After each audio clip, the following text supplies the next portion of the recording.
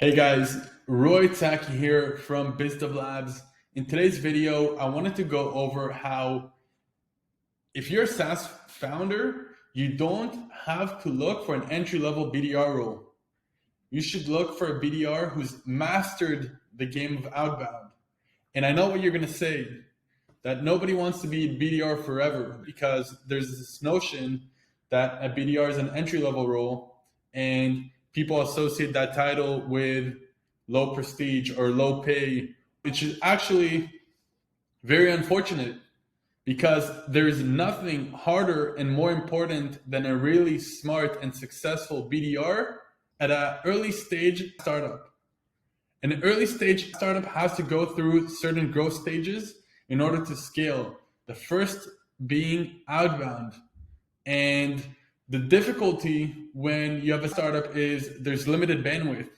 So you cannot hire an entry-level BDR and train them. It just won't work. And a lot of companies try, and that's why either their BDRs end up getting frustrated and they leave and they have to start the process all over again.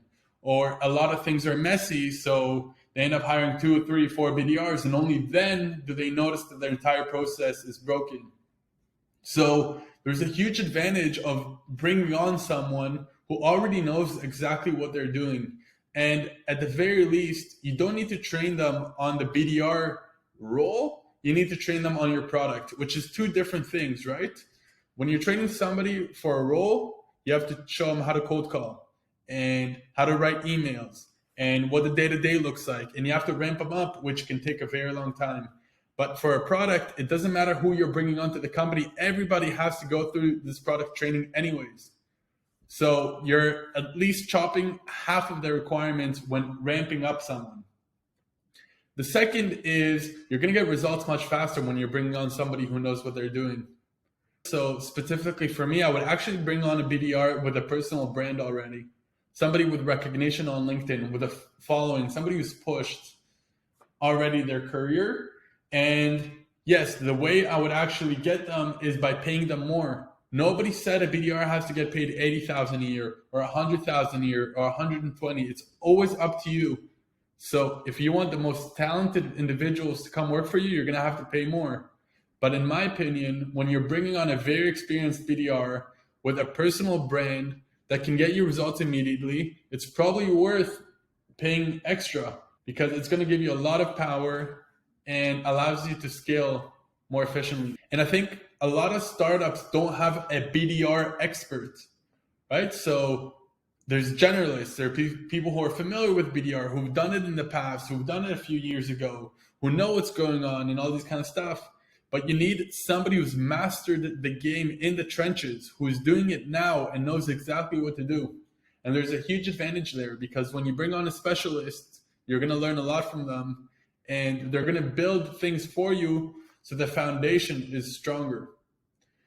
I actually think from a BDR perspective, if I was a BDR right now and I had to decide between going to an account executive role at a mid-market or enterprise company or become a BDR at an early stage startup, I would always choose that. Why? Because I really enjoy the amount of impact and the amount of work it takes to succeed as the first BDR hire. And trust me, it's not the same as being a BDR at a large company. You have to do a lot more things. You have to test different messaging, different styles, see what works. You're building everything from scratch. You don't have training that much. You work with the founders directly. You work with the VP of marketing. When you're at a big company, you barely get access to the VP level. You typically have a manager that you're working with. So it gives you a lot of room and flexibility to grow. I also think if you're the first BDR hire and the company starts to scale and they bring on more BDRs, it's your opportunity to take on that leadership role. The only caveat, as I would say, is they better pay you more. If you're an experienced BDR and you think you're going to crush it and you're going to startup, they should probably pay you more for the skills that you're bringing to the table. And compensation is important.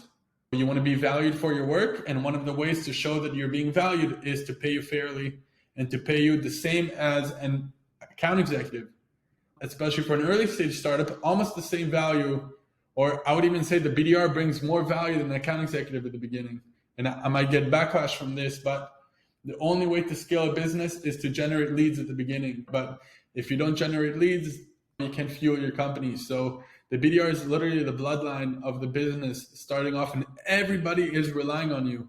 Maybe there's other channels that they're trying to scale, but you're literally leading one of the most foundational sources of pipeline at the beginning. So there's a lot of importance there. There's also a lot of variability. You don't know exactly how many leads you can get. So that's why when you bring on somebody who's experienced, they're going to push in ways that will give you benchmark on what others can do. So just a few thoughts here. I think let's break the stigma of an entry-level BDR role. I think a startup that hires an entry-level BDR will get destroyed in the next few years because they will not be able to stand out and get the same results as those that are hiring an experienced BDR. And again, by experienced BDR, I don't mean somebody with a year of experience who really test them on the quality and understanding. And typically, what I'm seeing at least, the most experienced BDRs post on LinkedIn. They have a social presence. They have a brand for themselves, and they create content around outbound. So I would look out for those. I would look for somebody who's really passionate about being a BDR. All they want to do is win the game of outbound. And there's people there. I speak to them all the time. A very close friend of mine took on a BDR role as the first BDR at a stealth mode startup. And he's one of the best BDRs I've seen. And he has a crazy social presence. And the reason they were able to bring him on is because he was very passionate about the vision and the things that they were doing. And they were willing to give him that credibility and showed how much value he's going to bring to the table. And when you feel appreciated, you get excited to join a company. So a few things to consider. Please take it into account. If you're an early stage startup and you want to learn more about this, feel free to message me on LinkedIn or look out for BizDevLabs.com. And we can talk to you a little bit about what to do here and how we can help in this process. But I hope you found this helpful and looking forward to making more of those videos. Cheers.